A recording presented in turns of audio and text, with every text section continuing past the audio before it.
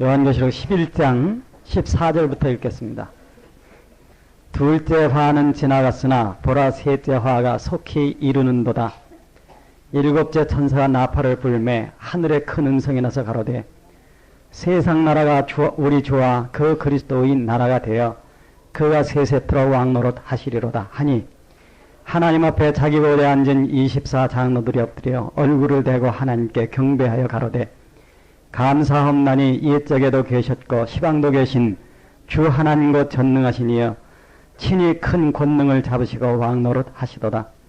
이방들이 분노하며 주의 진노가 임하여 죽은 자를 심판하시며 종 선지자들과 성도들과 또 물은 대사하고 주 이름을 경외하는 자들에게 상 주시며 또 땅을 망하게 하는 자들을 멸망시킬 때로소이다 하더라.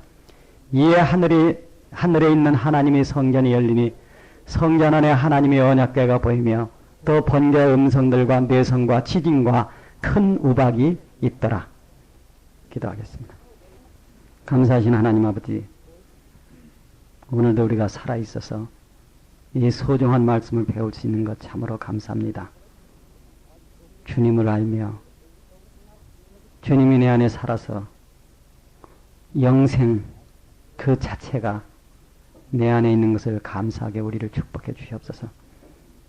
아버지 하나님, 인생에 태어난 것은 예수 믿으라고 태어난 것입니다. 이것을 잃는 사람은 가장 비참한 날이 온다고 하는 것을 기억해야 될 것입니다. 거룩하신 하나님 아버지, 우리 자신이 죽음을 통과할 수 있는 그 생명을 허락해 주시고 죽음을 통과한 후에 새 생명과 새 하늘을 바라볼 수 있게 축복해 주시옵소서. 구주 예수 그리스도 이름으로 기도합니다. 아멘. 오늘은 과학 공부 하나 하겠습니다. 여기 앞에 칠판에 쓴 영문 문장 보이죠? Time and tide, wait for no man 하는 거예요. 여기 우리말로는 그냥 시간은 사람을 기다리지 않는다 이렇게 이제 표현을 하는데 저것이 서양의 격언입니다. 근데 여기 타임이란 말은 물론 이제 시간이죠. 타이드 하는 타이드라고 하는 것은 이제 바닷물이 들어갔다 나왔다 하는 그 조수 때를 가리키는 거죠. 그래서 이제 저걸 합쳐서 time and tide wait for no man 하면은 세월은 사람을 기다리지 않는다는 거예요. 근데 이제 사람이 잘못해가지고 세월이 나를 기다려줄 줄로 착각한다는 겁니다. 그래서 여러분이 이걸 착각을 하면은 안 된다고 하는 거죠. 왜 그러냐면은 군대는 한 번 명령이 떨어지면 즉시 실행을 해야 됩니다. 안 하면 안 돼요. 그러니까 군대에서는 하여튼 이걸 하라 저걸 하라 해서 꿈을 대고 있으면은 항상 불이 떨어져요. 여러분 왜 그런지 아십니까? 저도 군대 생활을 해봤기 때문에 가자 하면 즉시 가야지. 자, 뒤처지는 사람 있잖아요. 그거는 참 딱질적입니다. 왜 그러냐면은 군대는 가자 하고서 안 가면은 한 5분 뒤에는 그 자리에 포탄 떨어집니다. 일단 포탄이 떨어지면은요, 그 사람은 손가락 하나도 흔적이 없어요. 그렇게 없어집니다. 그게 인생이야. 그러니까 여러분이 시간이 흐르는 걸 알아야지 그걸 모르고 마냥 이렇게 늘어지는 걸로 하면은 그 사람은 결국은 멸망하는 것밖에는 길이 없다고 하는 겁니다. 제가 여러분에게 부탁하는 것은 지금부터 몇 년 여러분이 조심해야 돼요. 왜 그러냐면 이제는 여러분을 기다려줄 시간이 없습니다. 하나님께서. 그게 오늘 얘기예요. 그게 정확히 언제인지는 모르지만은 세상이 이제 그렇게 돌아간다고 하는 거죠. 그래서 시간은 사람을 기다리지 않는 세월은 이 때의 흐름, 이 타이드라고 하는 게 때를 얘기하는 거니까 물이 들어오고 나가는 때, 이 흐름이라고 하는 것은 절대 사람을 기다리지 않는다는 거예요. 옛날에 이제 중공군이 참전을 해가지고 유엔군이 함흥에서 철수할 때 이런 일이 있었어요. 흥남부두라는 얘기 여러분 유엔 가서 듣죠? 바람찬 흥남부두에 하는 거. 이제 그 중공군이 서쪽으로 내려오는 것이 빨리 38선 쪽으로 왔기 때문에 동쪽으로 진격했던 사람들하고 그 동쪽에서 남하하는 사람들이 나올 수가 없었어요. 길이 막혀가지고.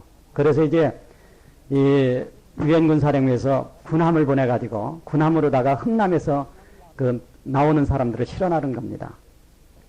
그 배에 어떤 아버지가 탔는데 약속한 시간까지 딸이 안 나오는 거예요. 배가 떠나려고 하는데 지금. 그러니까 그 딸을 기다리던 아버지는 배가 출발하기 1분 전에 배에서 내렸어요. 딸 때문에. 그리고 영영 그 북한에서 못 나왔습니다. 여러분이 아시다시피 요새 이제 여러분이 그런 그 신문이나 광고를 들었잖아요. 남한에서 잡혀간 사람이나 자진월북한 사람들이 거의 다 죽지 않았으면은 지금 수용소에 가 있다는 겁니다. 이건 제가 옛날부터 알았어요. 옛날에 문중이라고 하는 사람이 그 에로19이라고 하는 비행기를 타고 자기 애인하고 같이 월북을 했습니다. 얼마 후에 소식을 들으니까 감옥에 가 있다는 거예요. 거기 가서 애인하고 잘 살 줄 알았지만 그렇지 못하다는 겁니다. 그런 땅에서 시간을 못 맞추니까 못 나오는 겁니다. 그러니까 이 시간을 못 지키는 거, 더군다나 여러분이 지금 세월이 어떻게 돌아가는 거 알아야 되는데 믿음에 하나님이 요구하는 믿음에 가지 못하고 한다고 하면은 그것은 달리는 길이 없습니다. 멸망하는 거 이해는. 그래서 여러분이 오늘 얘기를 또 우리가 잘 듣고 참 소중한 오늘 그리고 앞으로 참 몇 년간인지는 모르지만은 이 때를 정말 전심전력을 다해서 신앙의 길을 찾아가는데 우리가 바쳐야 될 걸로 그렇게 생각을 합니다. 이제 과외 공부한 거 지워도 되겠죠? Time and tide, wait for no man 하는 것은 신앙을 미적미적 하지 마라. 용기 있게 나가야 된다 하는 겁니다. 우리가 지난 이제 11장에 여러분이 요한계시록은 굉장히 복잡한 책입니다. 그래서 지금까지 어느 누구도 이것을 정확히 해석한 사람이 없어요. 그만큼 어려워. 그럼 너는 뭐 정확히 하세요. 정확히 해석하려고 노력하겠지만은 제가 하는 것도 100% 다 옳다. 그렇게 장담할 수 없는 내용입니다. 그러나 어쨌든 현재까지 지구상에 남아있는 책 중에서 가장 양심적이고 정확하다고 하는 책 같은 거는 제가 다는 뭐 좀 과장된 얘기지만 읽었기 때문에 그래도 지금까지 남아있는 데서는 빗나가진 않을 것이다 하는 그런 자부심을 갖고 얘기를 합니다. 물론 뭐 성경 말씀 전하면서 자부심 갖는다는 것처럼 참 외람된 얘기는 없지만은요. 어쨌든 이 요한계시록이 어려운 분야다 하는 걸 여러분이 이해하고 들어야 된다고 하는 겁니다.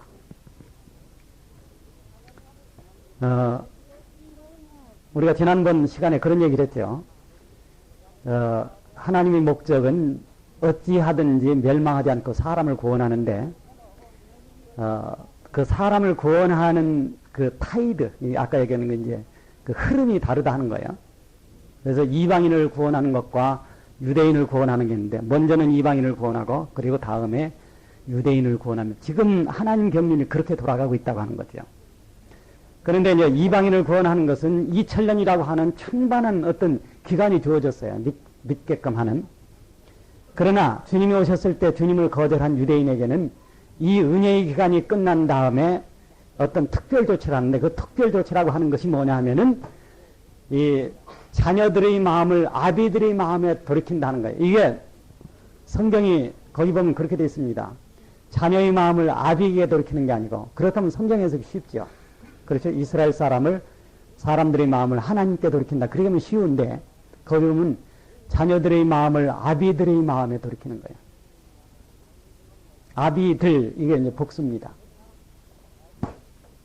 그런데 성경은 우리 한국어 성경만 봐가지고는 단정을 하면 안 됩니다. 왜 안 되느냐 하면은 한국어는 복수 단수의 개념이 모호해요. 그래서 원어에 복수로 되어 있는 것도 단수로 표현할 수도 있는 거고 대표적인 것이 창세기 1장 1절 태초에 하나님이 천지를 창조하시냐. 천지를 창조하니까 하늘천 따지거든요. 그러나 그게 원문은 하늘들과 땅을 창조했다. 하늘들이 복수로 되어 있습니다. 그래서 물리적 하늘이 있고 그 위에 셋째 하늘이 있다고 하는 것을 성경은 처음서부터 표현을 해놓은 겁니다. 그것이 한국어로 번역하니까 단순히 번역을 해서 모호하게 들린다고 하는 거죠. 그런데 마지막 때에 가면은 하나님께서 엘리야를 보내서 자녀들의 마음을 아비들의 마음에 돌이킨다 하는 거예요. 여기 아비들이 누구냐 하는 겁니다. 우리가 항상 알아야 되는 것은 기독교 신앙은 뿌리가 있어야 된다는 겁니다. 그 뿌리가 뭐냐면은 아브라함의 가졌던 신앙, 아브라함의 신앙이죠. 그 다음에 이삭이 가졌던 신앙, 야곱이 가졌던 신앙이에요. 그게 기독교 신앙의 뿌리입니다. 그러니까 그 사람들이 믿었던 신앙과 다른 신앙은 잡신앙이라는 거예요. 주님께서 마지막 때에는 여기저기서 적그리스도가 나타나서 내가 그리스도라 해서 사람을 유혹한다고 하는 거죠. 저는 오늘날 참 정말 이게 말세거나 하는 걸 느끼는 것이 뭐냐 하면은 우리나라만 하더라도 내가 그리스도다 내가 하나님이다 하는 이 잡귀신 같은 사람들이 굉장히 많다는 거예요. 그러니까 신앙이라는 것은 아브라함이 가졌던 신앙, 이삭이 가졌던 신앙, 야곱이 가졌던 신앙에서 벗어나면 안 됩니다. 오늘 소위 신신하게 물을 들은 사람들이 굉장히 듣기 듣고 아주 매력적인 그런 성경 강의를 하는 사람들이 이 땅에 많이 있습니다. 근데 그게 소용이 없다는 거예요. 왜 그러냐면은 아무리 좋은 얘기를 들어도 죄를 이길 힘이 없다고 하면요. 그거는 신앙이 아닙니다. 그거 오묘한 소리 많이 알면 뭘 합니까? 여러분 사망이 어디서 왔습니까? 사망이 오는 문이 죄인데 내가 그것을 이길 수 없다고 하면은 아무 쓸데가 없는 거죠. 그래서 하나님께서는 두 증인을 보내서 이스라엘 사람들을 돌이키래. 어디로 돌이키느냐 하면은 아비들의 마음에, 아비들은 그 마음은 자녀에게, 자녀들의 마음은 아비들에게 돌이킵니다. 그것이 뭐냐 하면은 바로 아브라함과 이삭과 야곱이 가졌던 그 신앙으로 돌이키는 거죠. 그래서 두 증인을 세운다고 하는 것을 이제 우리가 지난번에 배웠죠. 두 증인이라고 하는 것은 항상 주님 곁에 있었습니다. 그래서 우리가 보면 알아요. 왜 그러냐면은 실제 이제 이 세상에 아주 가장 영광스러웠던 장면이 있었죠. 그것이 뭐냐면 변화산의 변화된 모습입니다. 사도 바울이 그 다메섹이라고 하는 도상에서 이제 낮 12시에 날빛보다 밝은 빛을 봤죠. 그런데 물론 이제 원자탄 같은 게 터질 때는요, 원자탄 터지는 것을 바로 보면은 영구 실명을 해버려요. 그 사람 눈이 멉니다. 뒤로 돌아서서 원자탄 터지는 걸 보면 눈을 뜨고 있으면요, 그 사람은 며칠간 실명을 해요. 그런데 이제 그건 이제 가까운 데서 그게 터지는 거고, 저 참 그 빛난 태양보다 밝은 빛이 빛나는 것을 우리가 봤는데, 요한계시록 뒤에 가면 이런 게 나옵니다. 이훗날 우리가 가서 사는 우리 집, 우리가 지금 배우는 건 이제 우리 집 가는 과정이에요. 그렇죠? 너희는 마음에 근심하지 말라. 하나님을 믿으니 또 나를 믿으라. 내 아버지 집에 거할 곳이 많도다. 내가 너희 있을 곳을 예비하러 가노니. 그래서 이제 새 예루살렘 성이 예비됩니다. 그 새 예루살렘 성에는 햇빛이 없어요? 쓸데없어요? 네? 쓸데없어요. 태양이 없어지는 건 아닙니다. 그러나 그게 쓸데없어. 왜 그렇습니까? 그 새하늘과 새 땅에 있는 그 새 예루살렘 성에는요, 우리가 보고 사는 빛이 뭐가 됩니까? 하나님의 빛입니다. 그게 뭐냐 하면은 변화산상에서 그 얼굴에서 빛나던 그 빛이 이제는 우리가 가는 새 예루살렘 성에서 영원히 우리 앞을 비춰주는 주님의 얼굴 빛이 됩니다. 그러니까 참 그 영광을 본 사람들이 두 증인이 있었죠. 그렇죠? 모세와 엘리야. 여러분이 또 주님께서 이제 죽으셨다가 부활하는 날 아침에 그 두 여인이 거길 갔었어요. 마리아라고 이름하는 두 여인이 예수님 무덤을 찾아갔습니다. 뭐 가지고 왔는지 아십니까? 향품을 가지고 발라주려고. 근데 이미 그거는 이제 때가 늦었죠. 왜 그러면 그때는 부활을 했습니다. 그런데 그 참 어둑어둑한 그 무덤가에 빛난 옷을 입은 사람 둘이 서 있었어요. 그렇죠? 그것은 여기 지금 요한계시록으로 말한 바 예수님께서 내 증인, 두 증인이 거기 서 있었다는 거예요. 물론 이제 성경에는 두 천사라고 언급이 되어 있지만 그것은 빛난 옷을 입었기 때문에 그런데 그럼 두 증인이라고 하는 거예요. 그 다음에 예수님께서 감람산에서 승천할 때 공중으로 예수님이 올라가거든요. 조금 가니까 구름이 가려서 보이지 않아. 그러니까 그것을 쳐다보던 사람들이 그 제자들이 맹목히 그걸 쳐다보고 있는 겁니다. 그러니까 곁에서 두 증인이 갈릴리 사람들이 어찌하여 하늘을 쳐다보느냐. 너희 가운데 올리신 이 예수는 가심을 본 그대로 다시 오시리라. 거기도 두 증인이 나타났다는 거죠. 그러니까 주님 곁에 항상 이 두 증인인데 이 두 증인, 나의 두 증인, 여기 얘기하는 이 증인은 이제 이스라엘 사람들에게 마지막으로 그 사람들이 마음을 돌이켜서 조상들의 신앙, 그리고 끝으로는 하나님께 이 사람들의 마음을 돌이키는 역할을 한다. 그것이 이제 지난번 시간에 우리가 배운 내용입니다. 이 두 증인의 힘이 얼마나 강하냐면요. 이 사람들은 사실 이 사람들이 이제 후 3년반 시작하는, 그러니까 그 7년 대화하는 중간에 적그리스도에게 죽임을 당하지만은 그때까지는 어떤 힘으로도 이 사람들을 죽일 수가 없었어요.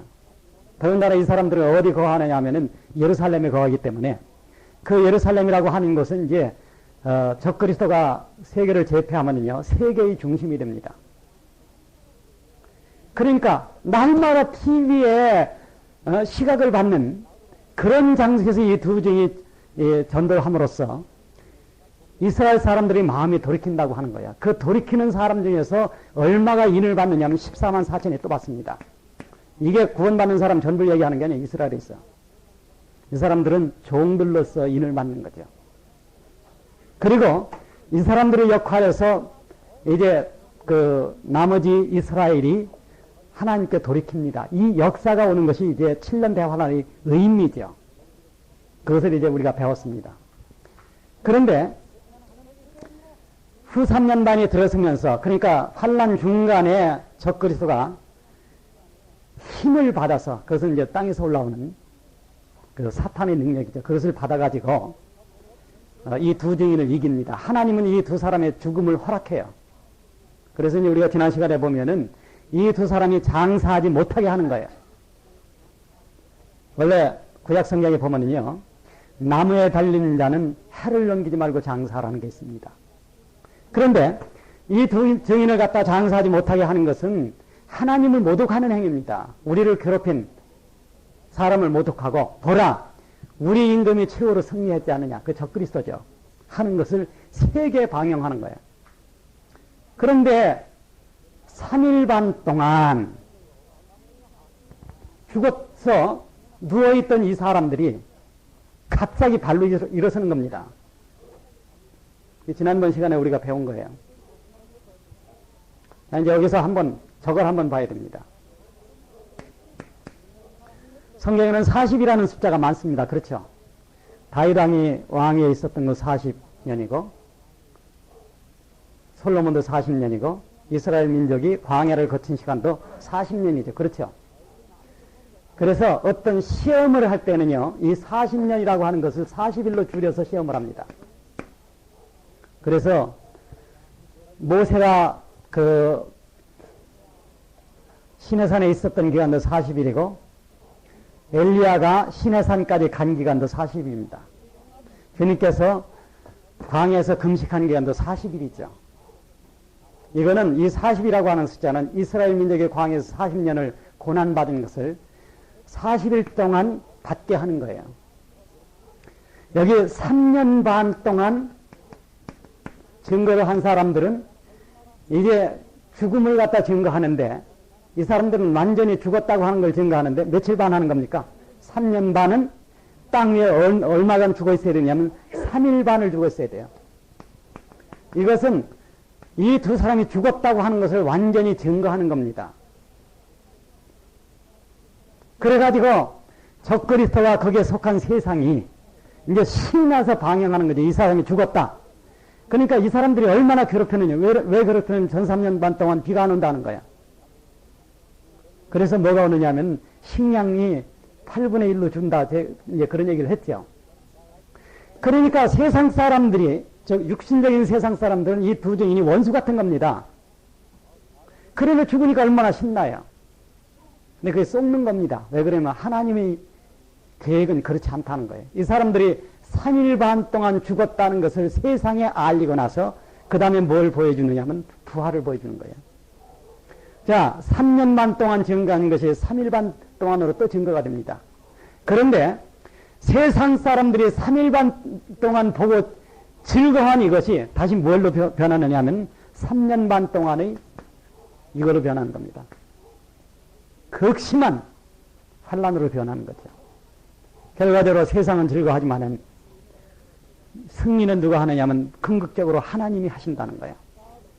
그래서 이 사람들이 발로 일었을 때 하늘에서 무슨 소리가 들렸습니까? 하늘에서 이리 올라오라요. 그게 어떻게 들렸겠어요? 이리 올라오라가. 어느 나라 말이겠습니까?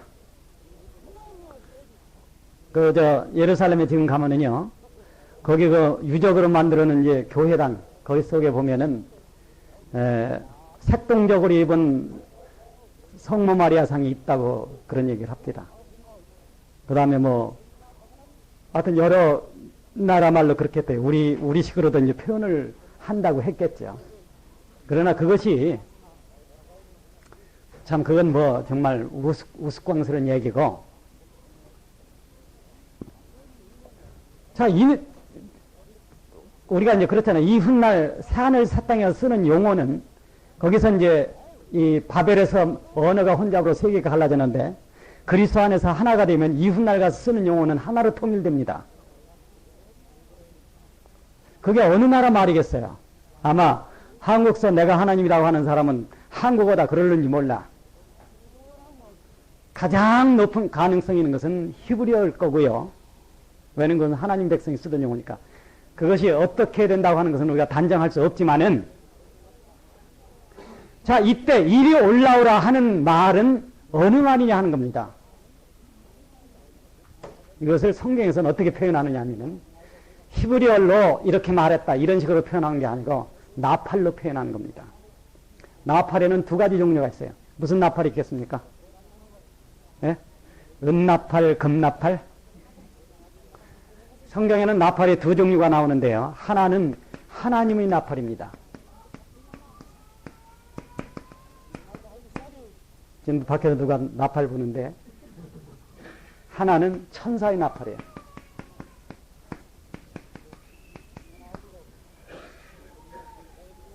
하나님의 나팔은 데살로니가 전서에 나오죠. 하나님의 나팔과 큰 호령, 천사장의 소리가 큰 호령, 이게 나오죠. 하나님의 나팔은 신자들의 승천과 관계가 있어요. 휴가와 관계가 있습니다. 이것은. 여기 지금 요한계시록에서 보는 7 나팔은, 이것은 무슨 나팔이냐면 천사의 나팔이죠. 이 나팔은 뭐와 관계가 있느냐면 세상 심판과 관계가 있어요. 그러니까 하나님 백성이 승천, 승화.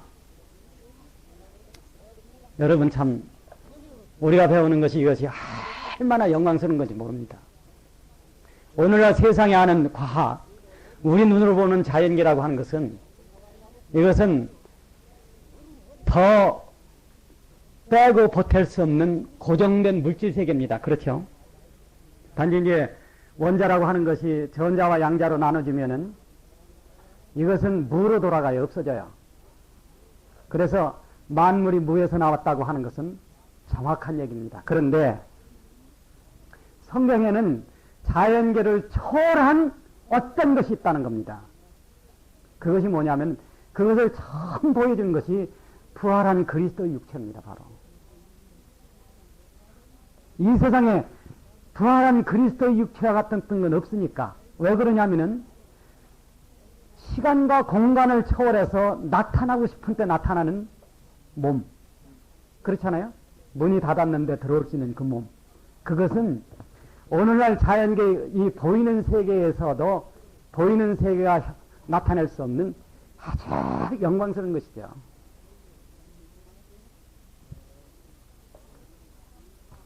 그러니까 모든 사람은 언젠가 하나님의 은총에 따라서 그 영화로움에 간다는 겁니다. 무슨 얘기인지 아시겠어요?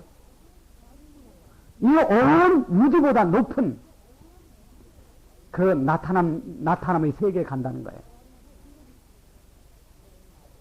여러분이 나를 소망하는 것은 뭐냐면 우리가 언젠가 그 몸을 입고 어딜 가기를 원하느냐 하면은 빛의 세계에 가기를 원한다는 겁니다. 그렇잖아요? 우리 소망이라는 게 단 그거 하나밖에 없으니까. 그렇게 되는 것을 영화한다는 거예요. 영화롭게 된다는 거죠. 그러니까 현재 있는 시간과 공간의 제한을 받은 몸에서 시간과 공간을 제한을 받지 않는 영원한 몸으로 끌어올릴 때는요, 어느 나팔이 작용하냐면 하나님이 나팔 붑니다. 우리가 나팔로 표현하지만 이것은 하나님의 음성을 얘기하는 거예요. 그걸 나팔 소리로 표현을 하는 거죠. 그래서 이 말이 성경에서는 일이 올라오라. 이것은 성도들의 휴거와 관계가 있다는 거죠. 그러나 이제 오늘 여기 보는 일곱째 나팔이라는 것은 심판의 나팔입니다. 이건 천사가 분 나팔이죠. 그래서 일곱째 나팔이 불면은 세상은 이제 끝난다 하는 것을 얘기하는 거죠. 여기서 우리가 한 가지만 더 짚고 넘어갈겠어요. 오늘 우리가 지난 시간에 두 증인이 죽어가지고서 3일 반 동안 예루살렘 길거리에 놓이는 것을 이제 성경에서 기록한 걸 우리가 읽고 생각을 했습니다마는 그 3일 반 동안에는 비참한 패배의 모습이지만은 영혼이라는 걸 놓고 봤을 때는 그것은 참 영광스러운 어떤 증거의 모습이라는 겁니다. 왜 그러냐? 이 세상의 종교와 철학이 알 수 없는 것이 기독교 속에 있는데요. 기독교 속에 있는 것은 뭐냐 하면은 죽음에서 영생이 나온다고 하는 이 사실입니다. 물론 뭐 아무 죽음에서 영생이 나오는 건 아니죠. 하나님의 생명은 그리스도 예수의 죽음에서 나오는 거기 때문에 그리스도 예수 안에 있는 죽음에서 사람이 뭐가 나오는 영생이 나오는 겁니다. 그러니까 이 죽음이라는 걸 우리가 놓고 봤을 때 그 영생이라고 하는 것은 어떤 생명이냐면 죽음을 통과한 생명이죠. 한번 따라 하십시오. 죽음을 피한 생명. 죽음을 통과한 생명. 네. 피한 생명은 영생에 가지 못합니다. 성경은 뭐려고 하느냐 하면은 너희가 나를 따르거든 자기 십자가를 지고 자기를 부인해라. 성경은 뭐냐고 하면 이거는 의무입니다. 필수적인 거예요. 죽음을 통해서 영생이 간다는 것은 그러가면 더 좋은 세계에 간다는 의미가 아닙니다. 그렇게 하면은 더 좋다는 게 반드시 죽음을 통해서만 영생에 간다는 거예요. 그러니까 어떤 사람의 신앙이 영생에 간다고 하는 것은 그 사람이 가지고 있는 신앙이 죽음을 통과할 수 있는 신앙이어야 된다는 거죠. 죽음 앞에서 겁나가지고 피하는 신앙은 못 간다 하는 거예요. 물론 지금 은혜의 시대에 있는 사람들이 이 죽음이라는 것은 하나님이 어떻게 나눠주느냐 하면요. 한 번에 목 잘라 죽이지 않아요. 그것을 조금씩 날마다 죽이는 겁니다. 무슨 얘기인지 이해가죠? 그래서 내 안에 있는 정과 욕심을 십자가에 박으면은 너는 시간과 제한의 공간을 받지 않는 영화로운 몸을 있는 부활로 갈 것이다. 그래서 이것을 하나님께서는 우리에게 한 번에 이걸 다 갚으라지 않고 날마다 갚으라는 겁니다. 그러니까 살아있는 동안에 죽음이 일어나는 거예요, 바로. 그래서 그것이 거룩한 산 제사가 되고 진정한 의미에서의 예배가 되는 겁니다. 너희 몸을 하나님 기뻐하시는 거룩한 산제사로 드리라. 이것이 너희의 드릴 영적 예배니라. 일요일날 모여서 거창한 프로그램 하는 것이 예배가 아닙니다. 참 예배는 날마다 내가 주님 앞에 나를 산제사로 드려서 내가 정과 욕심을 십자가에 못 박으면 하나님께서는 내가 이제 시간과 공간의 제한을 받지 않는 영화로운 몸으로 나간다고 하는 것을 이뤄주신다고 하는 겁니다. 그것이 이제 신앙생활이 있죠. 그러니까 어떤 생명이라고 하면은 죽음을 통과할 수 있는 생명이어야 돼요. 이것을 머리로 하는 건 아무 쓸데가 없는 겁니다. 한번 따라하십시오. 성경 지식에는 생명이 없다. 생명은 내 마음, 내 영 안에 오신 하나님이지 내가 알고 있는 성경 지식이 아닙니다. 그러니까 십자가의 속죄를 머리로 알아도 멸망할 수가 있다 하는 거예요. 그것을 마음으로 받아들이지 않으면, 즉 인격적으로 하나님을 만나기 전에는 안 된다 하는 겁니다. 우리가 이걸 이제 알아야죠. 그러니까 우리가 죽음 앞에서 물러나는 어떤 생명이 아니고 죽음을 통과한 후에 자유롭게 된 생명, 그것이 참신앙이라고 하는 거예요. 그것이 뭐냐면 정과 욕심을 십자가에 못 박아야 된다고 하는 거죠. 이제 그 시간에 제가 좀 그런 얘기를 하겠습니다만 이거 참 잘 배워야 됩니다. 그것이 유일하게 부활 생명으로 나가는 길이기 때문에 우리가 여기서 실패하면은 이제 사탄과 귀신이 우글거리는 그 불타는 세계에 영원히 가야 돼. 거기 가면은요, 세상의 모든 가치 있다고 하는 것이 다 쓸데없게 되는 날이 올 것입니다. 자, 오늘 이제 말씀으로 이제 나가보십시다. 둘째 화는 지나갔으나 보라, 셋째 화가 속히 이르는도다. 둘째 화는 지나갔으나, 여기 화에서 이제 앞에 첫째 화, 둘째 화 우리가 얘기를 했죠. 이것은 초자연적인 존재. 그러니까 이제 전갈 귀신과 그 다음에 유프라데스 강 가에 매였던 그 타락한 천사들, 이게 노연하는 거, 이런 거 이제 여기 나와 있는데, 여기 보면은 셋째 화가 속히 이르는도다. 셋째 화라고 하는 것은 이제 완전히 세상에 있는 악한 것을 끊는 과정이기 때문에, 셋째 화는 이제 일곱째 천사가 나팔을 불매, 이것으로부터 시작됩니다. 물론 여기 지금 기록해 놓은 이 대접이 쏟아지는 것에 가기 전에는 삽화가 많이 들어있어요. 즉 말하자면은 지금 이 대접이 쏟아지는 것이 뭐고 앞에 있던 것이 뭐냐 하는 것을 설명하는 내용이 들어있다고 하는 겁니다. 물론 이제 우리가 다음 일요일 날은 모입니다. 그 다음이 설날이지만은 서울서원은 큰 차 말고는 문제가 없으니까, 안 그렇습니까? 설날이라고 도서역에 못 올 거 아니죠? 서울서원은 차만 문제가 되니까 그날도 모여요. 그래서 다음 일요일은 뭘 배우느냐 하면은 이제 해를 입은 여인에 대해서 우리가 배워야죠. 왜 그러냐면은 지금 이 쏟아지는 이 마지막 환란이라고 하는 것이 어떤 의미냐 하는 것을 성경이 설명해 주는 겁니다. 이게 어떤 의미다 하는 거. 그래서 일곱째 천사가 나팔을 불면 이건 이제 천사의 나팔입니다. 성도가 휴거되는 하나님의 나팔은 아니죠. 여기서 보면은 첫째 대접, 둘째 대접 이것이 즉 쏟아집니다. 첫째 대접이 쏟아지면은요, 이건 이제 그때 가서 좀 자세히 얘기를 하겠습니다. 오늘은 대충 이제 소개만 하고, 독종이 번져요. 독종이 번진다는 게, 이 독종이 뭐냐면 여러분들 욥기 아시죠? 욥기가 온몸에 벌레가 생겨가지고 너무 가려워서 어떻게 되냐 하면은 기와장을 갖다 속히 쌓아놓고 긁기 시작하는 거예요. 뭐와 관계냐? 앞으로 13장에 나오는 666이라고 하는 인을 맞은 사람과 관계가 있어요. 이 독종이. 저 인을 맞은 사람은 한 사람도 빼지 않고 저 병이 발생합니다. 왜?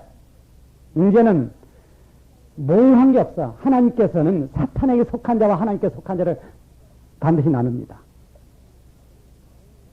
그런 것을 나누는 과정이 뭐냐면 하나님의 인을 맞는 사람이 있고 그 다음에 사탄의 인을 맞는 사람이 있죠. 그것이 666이라고 하는 거예요.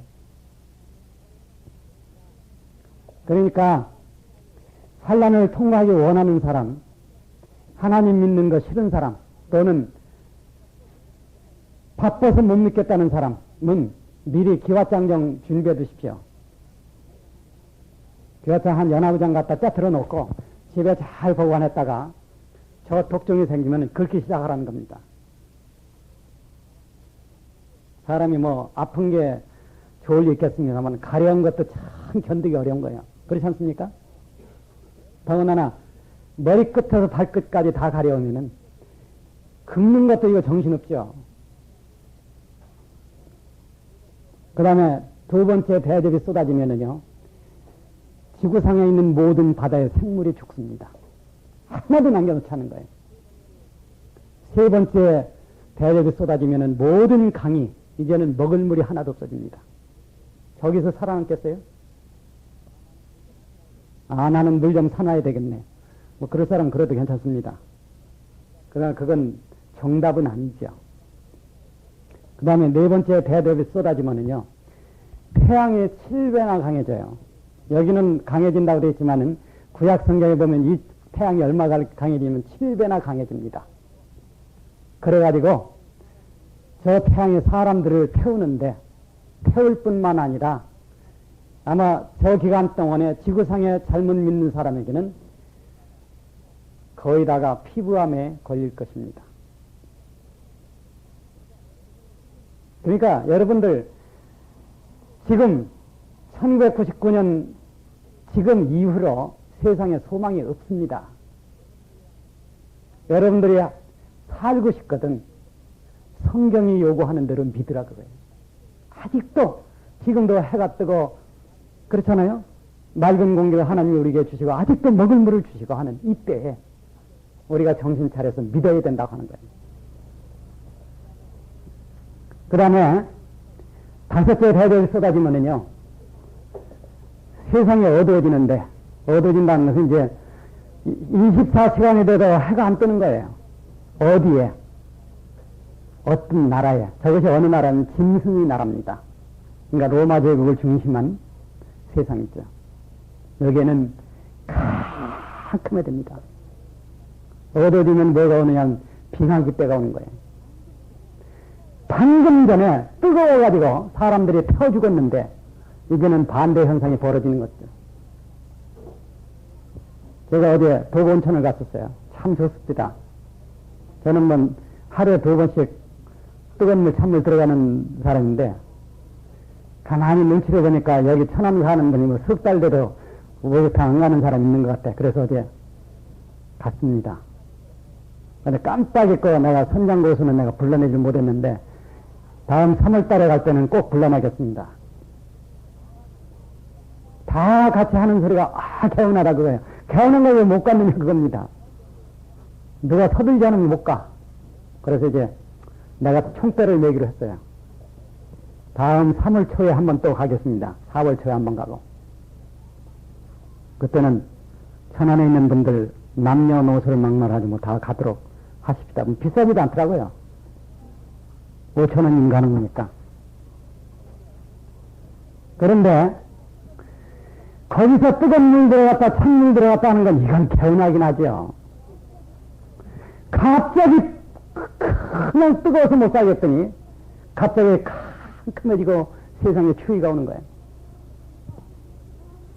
자, 하나님께서 지금 미리 예고합니다. 서기 2000년대 가면은 어느 현진 모르지만은 이 사실이 지금 벌어질 것이다 하는 거죠. 세상이 그렇게 돌아가고 있다는 거야. 왜? 아까도 얘기했지만은 대한민국에 내가 하나님이라 내가 예수라 하는 이 잡귀신 같은 사람들이 들끓는 것만 하더라도 세상은 그렇게 돌아간다는 것을 우리가 알 수 있다는 거예요. 그런데 어떠한 사람이 되어야 마땅하냐? 거룩한 행실과 경건함으로 주의 날이 임하기를 바라보고, 자, 세상이 이렇게 돌아가니까 세상 끝나는구나. 주의 날이 임하기를 바라봐라 그겁니다. 뭐로? 거룩한 행실과 경건함으로. 날마다 내 정과 욕심을 십자가에 못 박아야죠.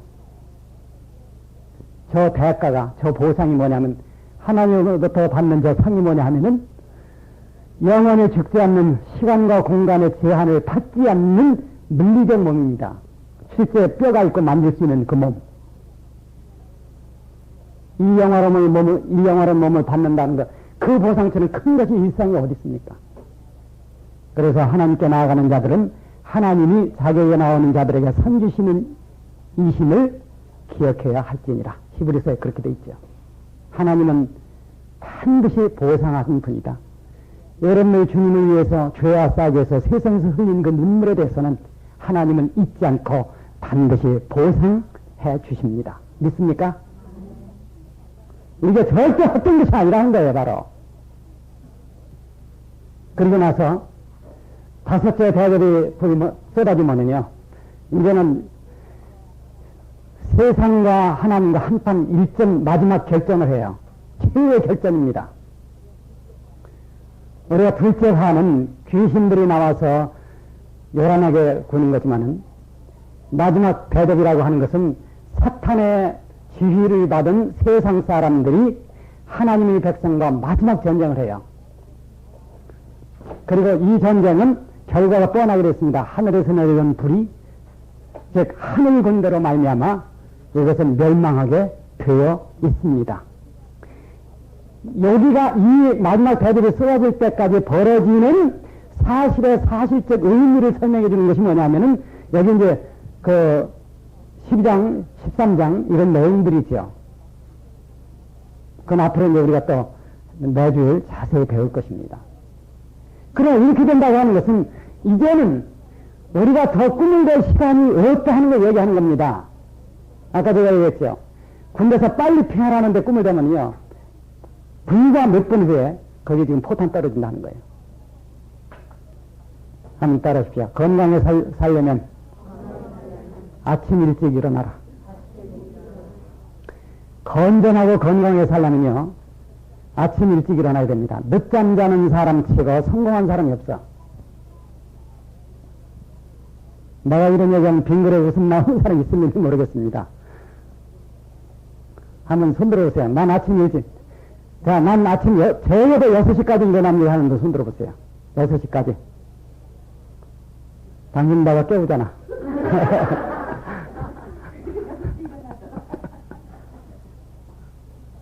내가 이 얘기를 왜 하느냐면, 신앙에 미적미적 하지 말라 그겁니다.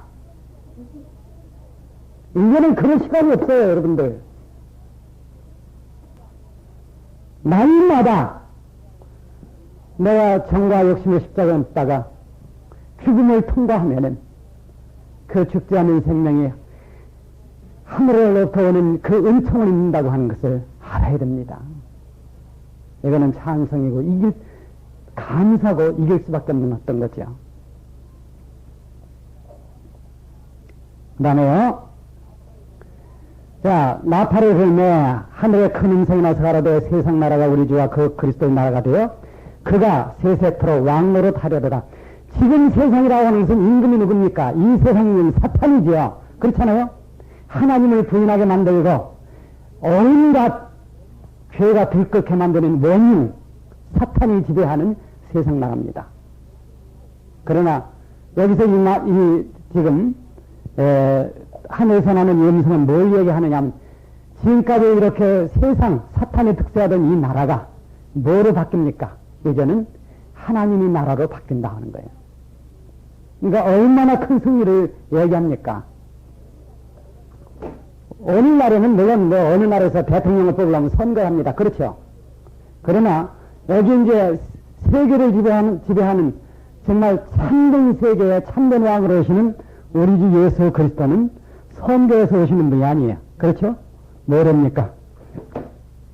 하나님께서 세상을 완전히 정복하시고 악과 모든 것을 끊는 후에 오는 임금, 그 나라라고 하는 거예요.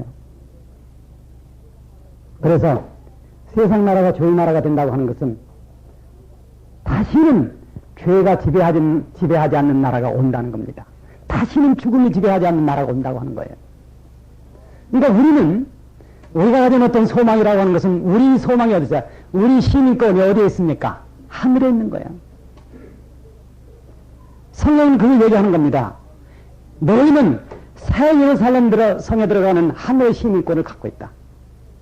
그래서 세상에 더러운 욕심으로 배채우는 그런 썩어빠진 신자들이 되지 말아라 하는 겁니다. 양심이 썩어 문드러진 사람이 구원받았다고 큰소리 치는 게 요새 얼마나 많습니까, 이 세상에. 머리로 속죄 먹으면 아무리 알아도 그 양심에서 하나님을 섬길 수 없다면 그건 구원이 될 수 없는 겁니다. 착각하지 말라는 거예요. 마음으로 믿어야 그게 구원이 되는 거지, 머리로 하는 성경 지식이 구원이 되냐, 그렇지 않다는 거예요.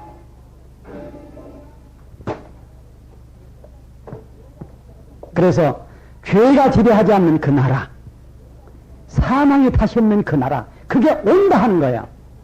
그러니까 여기서 보면은 너희가 세상에서 비참한 일을 당해도 소망을 가져라. 왜? 너희는 이제 이 영원한 나라에 들어갈 시민권을 가지고 있다. 그것이 성경이 우리들에게 주는 소망이라고 하는 거죠. 세세토록 그가 왕노로 하시려다 하니 하나님 앞에 자기 보좌 앉으니 24장로들이 엎드려 얼굴 대고 하나님께 경배하여 가로되. 여기서 보면 얼굴이 된다고 하는 것은 이제 처음 나온 표현이죠. 앞서는 이제 고개를 숙이고 하는 건데 여기서는 땅에 얼굴을 대고. 왜? 너무도 감사하고 감격한 시간이 왔다 하는 거예요. 영화로워진 성도들은 성도들이 하늘에 올라가는 것은 이리 올라오라 하는 말씀이 있는 곳에 갑니다. 거기서. 그러니까 여러분이 성경을 볼 때 그 말이 어디 있는지 자세히 봐야 돼. 그런데 그 성도들이 너무나 감격스러운 장면을 맞는 거. 왜? 이제는 더 이상 죄와 사망이 있는 사탄의 나라가 있지 않다는 거예요. 그리고 이 세상은 하나님이 다스리는 영원히 의로운 나라, 영원히 행복한 나라가 된다고 하는 겁니다. 그러니까 땅에 얼굴을 대고 경배하 가로되 감사하옵나니 예적에도 계셨고 시방도 계신 주 하나님과 전능하시니요. 여기 보면 한 단어가 빠진 게 있어요. 요한계시록 앞쪽에서는요, 예적에서 계셨고 시방도 계시고 장차 오실 자, 이게 나오는데 여기 보니까 장차 오실 자가 없어. 그렇죠? 왜 없습니까? 예, 오셨기 때문에. 그 말은 뭐냐면 이제 영원 무금이 영화로워진 그 사람들은 하나님을 대하고 뵙고 산다는 겁니다. 아, 이거 참 얼마나 엄청난 거예요. 여러분, 지금까지 이 지구에 어떤 학문도 하나님을 찾는 학문이 없습니다. 그렇잖아요? 누가 과학을 해가지고서 보이지 않는 그 하나님을 볼 수 있었느냐 하는 거예요. 그런데 이 성경은 얼마나 우리에게 큰 소망을 주느냐 하면은 그 하나님을 영원히 뵙고 산다고 하는 거예요. 그 하나님이 내 아버지가 되고 내 생명이 된다고 하는 걸 얘기하는 겁니다. 욥기 19장에 보면 그게 나오죠. 19장 23절에 보면은 나의 구속자께서 살아계시니 내가 이 육체가 썩은 후에 육체 밖에서 내가 주를 뵈리라. 그런데 육체 밖에서는요, 이게 잘못된 번역입니다. 원래 육체 밖에서가 아니고 그거는 이제 욥이 하는 얘기이기 때문에 내 구속자가 살아계시니, 그게 이제 풀어서 얘기하면 이런 뜻입니다.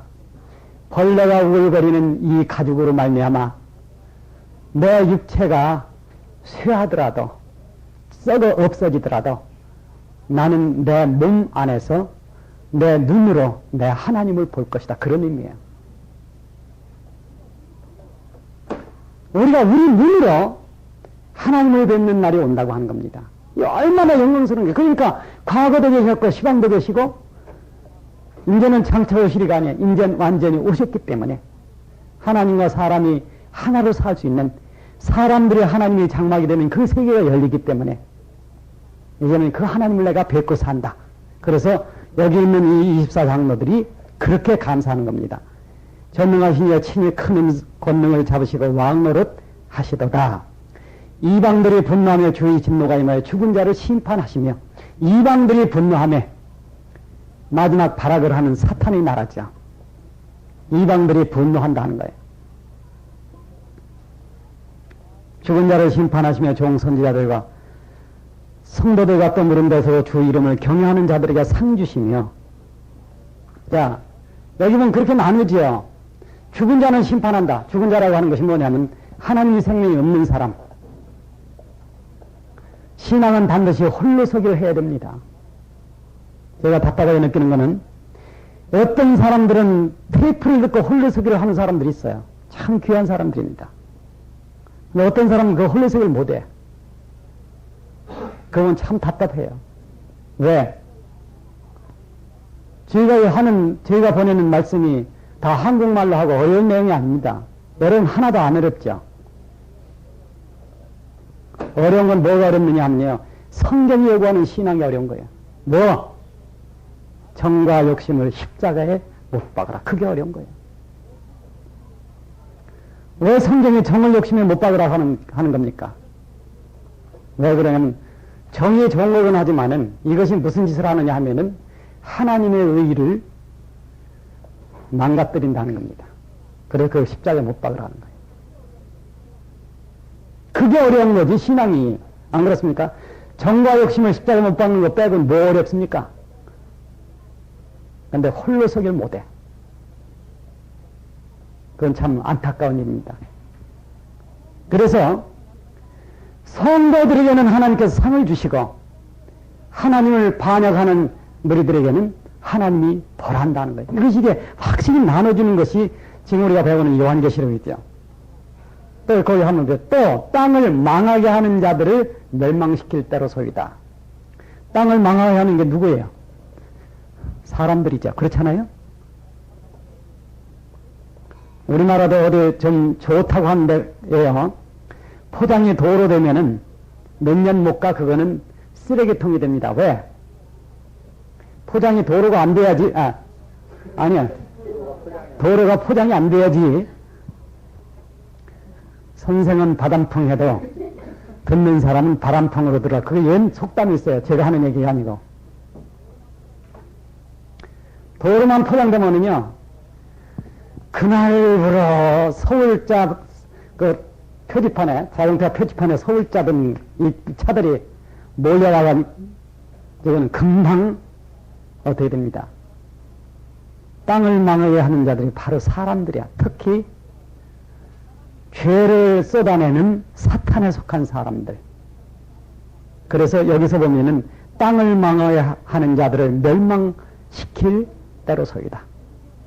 이러니 여기 지금 엎드린 24장로들, 말하자면 영화로진 사람들이 대표들이죠. 이 사람들은 얼마나 하나님의 은총에 감사하느냐 하는 거예요. 왜?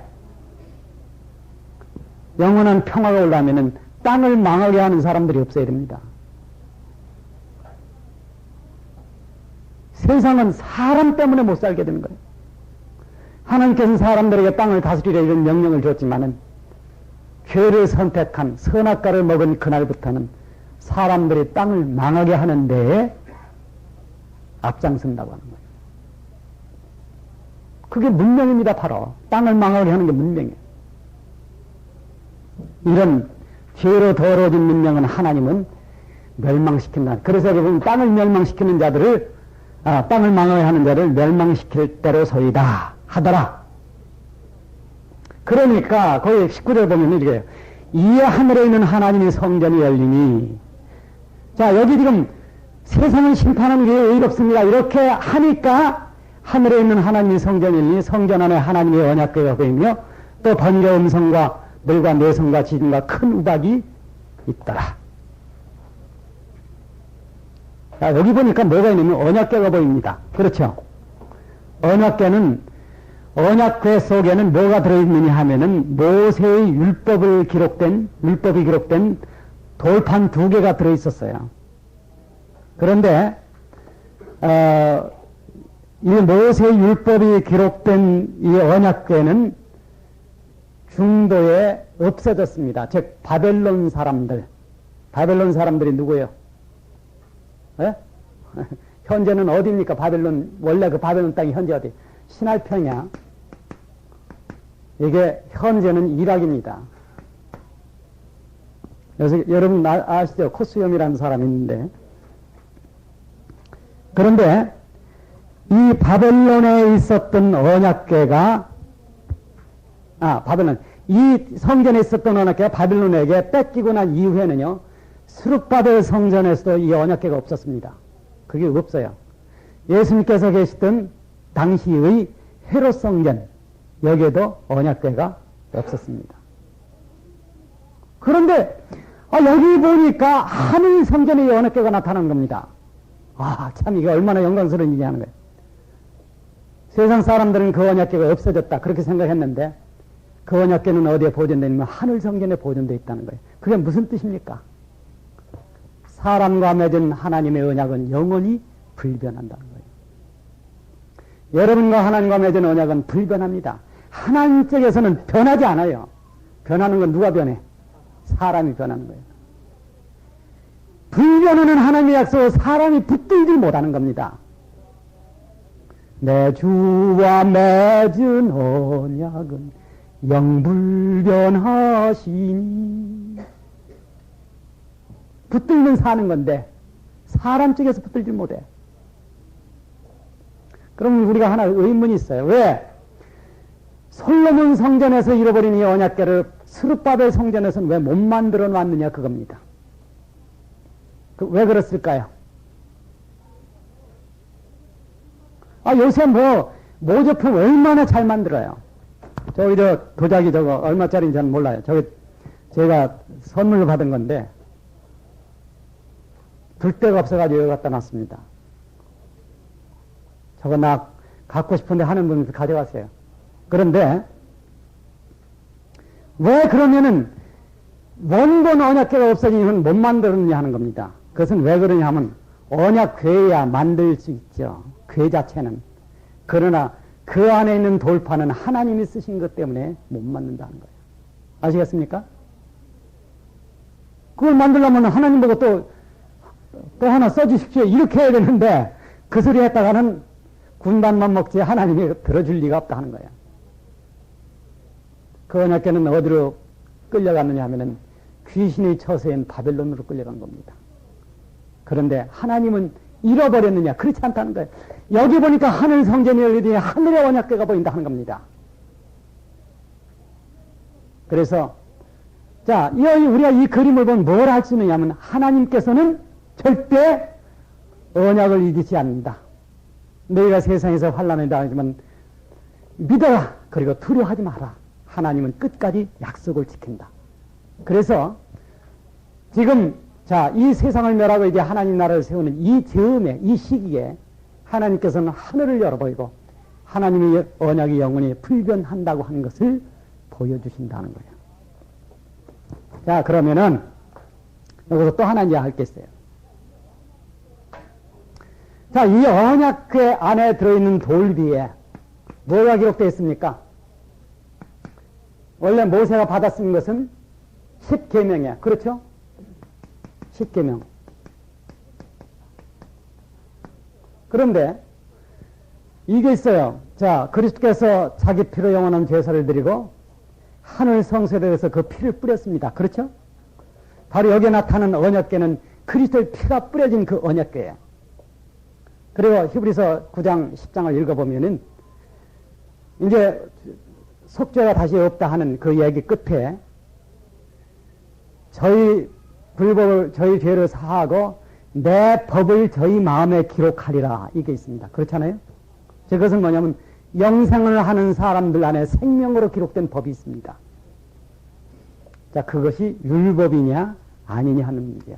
왜? 이 언약궤의 문제니까. 그 율법이겠어요? 아니겠어요? 아닙니다. 성경에 그 근거가 어디 있느냐. 로마서 8장 1절이야. 그렇죠?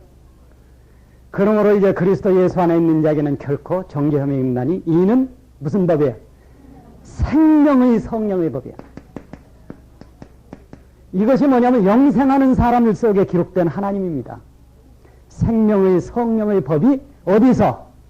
죄와 사망의 법에서 너를 해방하였습니다. 죄와 사망의 법이 무슨 법입니까? 율법입니다. 그것이. 그러니까 하나님께서 인간을 구원하는 이 일이라는 것은 얼마나 영광스러운 쪽으로 가는 건지.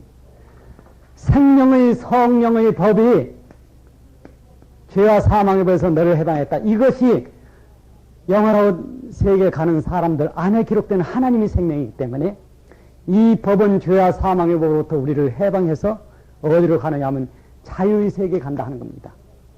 자유의 세계라고 하면 뭐가 자유냐? 죄를 안 지을 수 있는 자유로 간다는 거예요. 육신의 자유는 죄를 지을 수 있는 자유로 가는 거죠. 그렇죠? 방종으로 가는 거예요. 그러나 하나님이 우리에게 주시는 이 생명의 성령의 법은 죄 안 짓는 자유로 간다 하는 겁니다. 그것은 뭐냐면 하나님처럼 선하게 살 수 있는 그 인격, 그 삶으로 우리를 이끈다 하는 거예요. 이것이 영생이고 이게 구원입니다. 그러니까 여기 지금 하늘 성소가 열리면서 언약궤가 보였다고 하는 것은 참 지금 목숨을 다해서 하나님의 말씀을 붙들고 나아가는 사람들에게는 영원히 꺼지지 않는 참 무궁한 소망이라고 하는 것을 우리에게 보여주는 거죠. 그래서 내주와 맺은 언약은 영불변하시니 그 나라 가기까지는 늘 보호하시네. 그렇게 되는 거예요. 여러분에게 이제 시간이 이제 얼마 안 남았는데 우리가 꼭 또 좀 짚고 넘어갈 게 있습니다. 아까도 이제 그런 얘기를 했지만은 고난과 죽음을 통과할 수 있는 생명이 있어야 된다는 겁니다. 그렇잖아요? 우리가 자칫 잘못하면 성경 지식 많이 알고 있는 걸로 하늘나라 간다고 하는데 그거는 착각이야. 성경 지식 많이 아는 것하고 바로 진실하게 믿는 것하고는 별개의 문제입니다. 반석이 있어요. 반석. 나더러 주여 주여 하는 자마다 다 천국에 들어갈 것이 아니요. 그건 분명히 교회 다닌다고 해서 천국 가는 게 아니다. 그 말씀이죠. 안 그렇습니까? 그건 뭐 얘기할 게 뭐 있습니까? 하늘에 계신 내 아버지 뜻대로 행하는 자라야 들어간다. 이 말은 뭐냐면 행위로 구원받는다는 뜻이 아닙니다. 여러분 이거 오해하면 안 돼. 행위로 구원받는다는 건 세상에 없어요. 왜 그러냐면은 구원이라는 것은 궁극적으로 내 안에 기록된 생명의 성령의 법이기 때문에 그렇죠? 내 안에 오신 하나님이기 때문에 그게 내가 어떤 행위를 한다고 해서 거의 일어나지 않습니다. 이것은 하늘이 은혜로 우리에게 주시는 거고 그래서 사도행전 2장에 보면은 회개하여 죄 사함을 받아라 그리하면 성령을 선물로 받으리니 즉 생명의 성령의 법이 기록된다 그렇게 되어 있는 겁니다. 회개하여 죄 사함을 받으라 그리하면 성령을 선물로 받을 것이다. 그런데 여기 보면은 하늘에 계신 내 아버지 뜻대로 행하는 자라야 천국에 들어갈 것이다 하고 뒤쪽으로 하면은 그러므로 나의 이 말을 듣고 행하는 자는 집을 반석 위에 지은 사람과 같으니 반석은 뭡니까? 고린도전서는 그리스도야. 그렇죠? 신자들이 소위 교회 다니는 사람들이 아무리 별걸 깨닫고 열심히 믿어도 행하지 아니하면은 하나님의 뜻을 행하지 아니하면은 그리스도 위에는 설 수 없습니다. 자, 이게 무슨 얘기냐? 사람이요 말로만 믿는 겉으로 믿는 거는 성경을 다 통달해도 죽음 앞에 서면 그 믿음은 없어집니다. 아시겠어요? 젊어서 너희 조물주를 기억하라는 것은 내가 믿은 바를 살아가지 않는 신앙은 날아간다는 거예요. 그래서 자 내가 주님이 가르치던 이 길을 내가 믿고 행하고 따라간다고 하는 것은 어떤 삶을 얘기하는 거죠.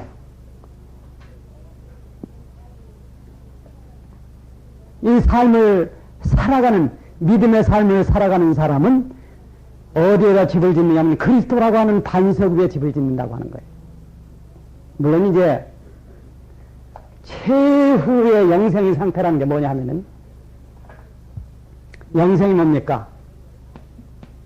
하나님의 의 위에 서 있는 아가페입니다. 아가페 사랑. 하나님이 사랑이에요.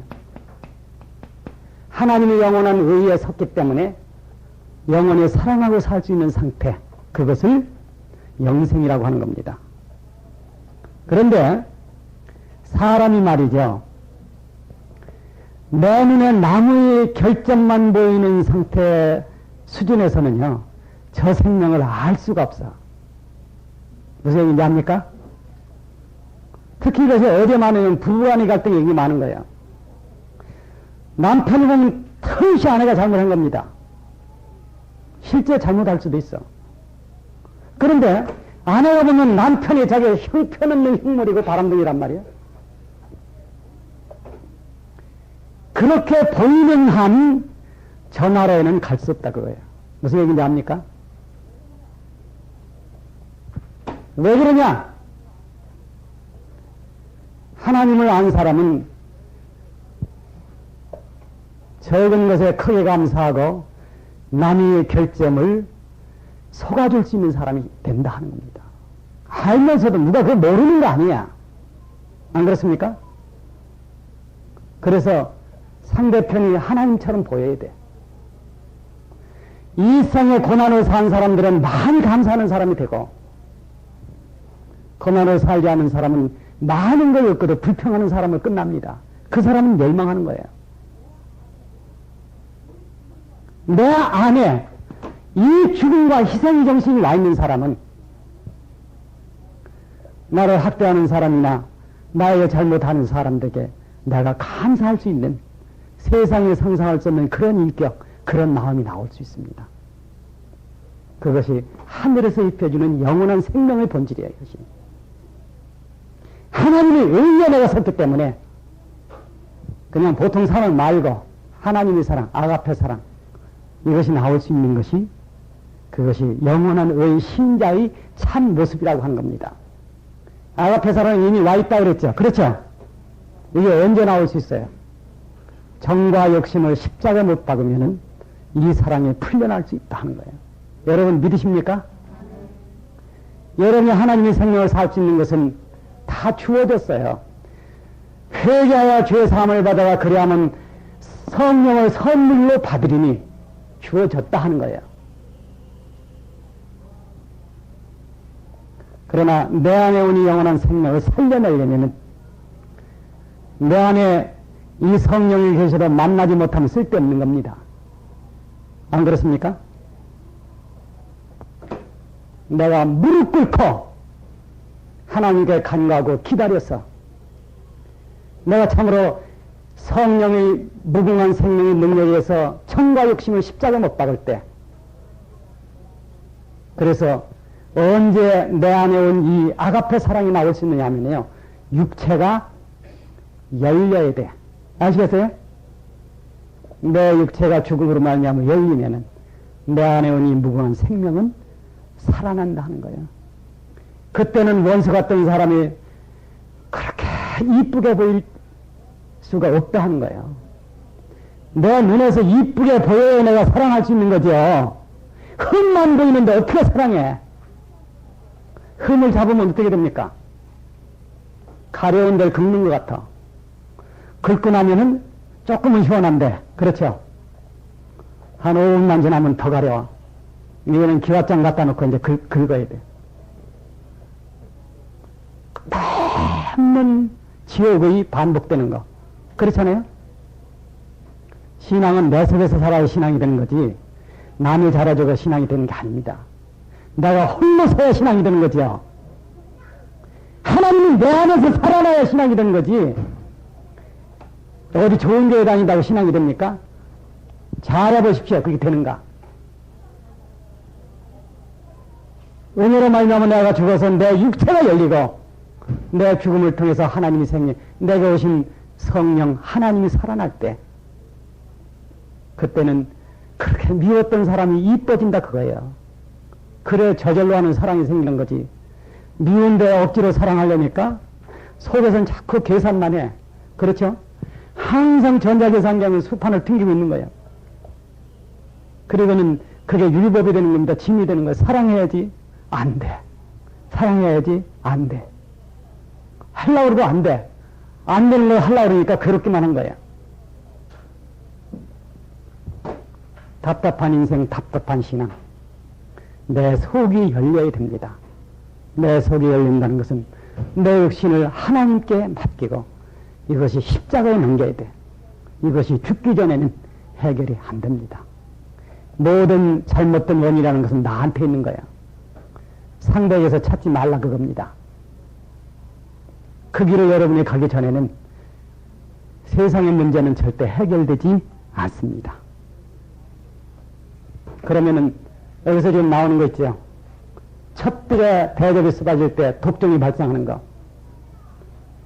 여러분이 만약에 세상의 욕심을 끊지 못한다고 하면요, 언젠가는 666을 받아야 되는 것이 이것은 필수 불가결한 사실이에요. 그러게 되면 하늘로부터 첫째 대접이 쏟아지는 그날에 이제 기와장 쌓아놓고 이제 긁기 시작해야 됩니다. 풀리지 않는 신앙, 답답한 마음, 캄캄해진 운명. 이제는 사탄과 귀신들이 우글거리는 그 지옥에 갈 일만 남아있는 거예요. 거기 가면 세상의 모든 가치가 바뀝니다. 지금 사랑스러웠던 것들이 그것이 바로 마귀의 모습이라 하는 것을 그때 가서 볼 거예요. 성경에 그렇게 되어 있잖아요. 지옥 그곳에는 타는 불도 꺼지지 않고 무는 벌레도 죽지 않는다. 무는 벌레가 뭡니까? 지난번에 우리 배웠어요. 지옥에서 나오는 귀신 전갈이 150일 동안 사람들을 쫓아다니며 쏘는데 한 번 쏘면은 너무 아파서 죽기를 원하지만은 죽을 수가 없는 거예요. 그냥 독약을 그냥 바가지로 마셔도 배에서 꿀거리기만 하지 죽지를 않아.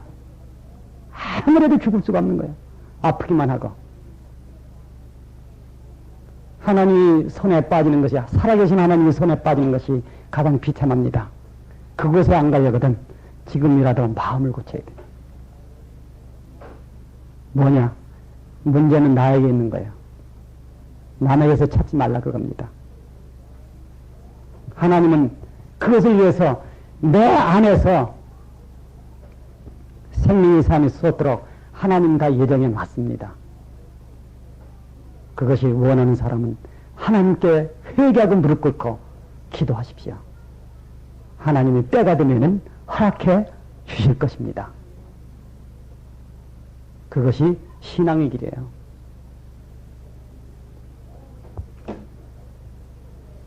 내가 정말 그리스도에 섰는지, 그리스도가 내 삶의 반석인지 알아야 돼. 살아가지 않는 신앙은 어느 날 바람처럼 날아갈 거예요. 그것이 하나님의 길이기 때문에 우리가 좀 깊이 생각해야 됩니다. 제가 무슨 얘기 하나 할까요? 해도 괜찮겠습니까? 강영재. 해도 괜찮아요? 네. 괜찮다고 분명히 했어요. 이건 강영재에 대한 얘기예요. 내가 처음 강영재하고 박자매님을 봤는데 속에서 이런 생각이 들더라고요. 좀 용서하십시오. 아, 뭐 저렇게 지루한 사람하고 결혼했어? 박자매님 가서 그렇게 들리더라 하는 거예요. 보이더라고요. 근데 조금 있다 보니까 그 박자매님 신앙이 달라져. 지금 뭘로 보이냐면 저렇게 천사 같은 사람이 있는 거예요. 여러분은 신앙이라는 게 그런 겁니다. 내가 이거 예를 들었지만은 용서하십시오. 괜히 또 뭐 나중에 가서 아버님도 다시 안 하면은 이제 내 삶이 바꿔야 됩니다. 언제까지 내 양심을 썩으면서 하나님 앞에서 범죄하고 살 거냐 하는 거예요. 하나님의 의를 굽히면서 값싼 동정하지 말라 그거예요. 뒤돌아오지 마십시오. 어느 날 의로우신 하나님이 나타나는 그날에 한 번 세상을 멸하기 시작하면은 이제는 돌이켜도 소용이 없습니다. 우리가 지금 하나님 앞에 바로 서서 하나님 앞에 무릎 꿇고 날마다 나 자신을 십자가에 못 박는 그러한 삶을 걸어간다고 하면 하나님께서는 분명히 하나님의 능력과 자비로 말미암아 우리 삶과 우리들의 신앙의 길을 분명히 영원 세계까지 인도해 주실 것입니다. 기도하겠습니다. 감사한 하나님 아버지, 요한계시록을 배운다는 것이 참으로 재미있습니다. 아버지 하나님, 오늘 사는 인생에게 하나님 외에는 소망이 없다고 하는 것을 우리가 밝게 알고 신앙의 게으름 피지 않게 하여 주시옵소서.